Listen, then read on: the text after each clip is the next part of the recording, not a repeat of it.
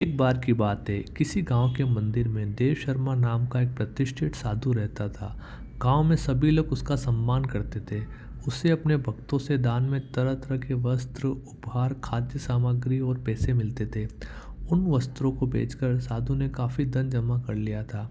साधु कभी किसी पर विश्वास नहीं करता था और हमेशा अपने धन की सुरक्षा के लिए चिंतित रहता था। वह अपने धन को एक पोटली में रखता था और उसे हमेशा अपने साथ लेकर ही चलता था। उसी गांव में एक ठग रहता था। कुछ दिनों से उसकी नज़र साधु के धन पर थी। ठग हमेशा साधु का पीछा किया करता था, लेकिन साधु उस कटरी को कभी अपने से अलग नहीं होने देता। आखिरकार उस ठग ने एक छात्र का वेश धारण किया और उस साधु के पास गया। उसने साधु से मिन्नत की कि वह उसे अपना शिष्य बना ले, क्योंकि वह ज्ञान प्राप्त करना चाहता था। साधु तैयार हो गया और इस तरह से वह ठग साधु के साथ ही मंदिर में रहने लगा।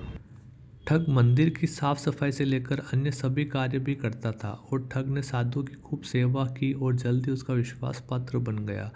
एक दिन साधु के पास के गांव में एक अनुष्ठान के लिए आमंत्रित किया गया। साधु ने वह आमंत्रण स्वीकार किया और निश्चित दिन साधु अपने शिष्य के साथ अनुष्ठान में भाग लेने के लिए निकल पड़ा। रास्ते में एक नदी पड़ी और साधु ने स्नान करने की इच्छा व्यक्त की। उसने पैसों की गठरी को एक कंबल के भीतर रखा और उसे नदी के किनारे रख दिया। उसने ठग के सामने की रखवाली करने को कहा और खुद नहाने चला गया।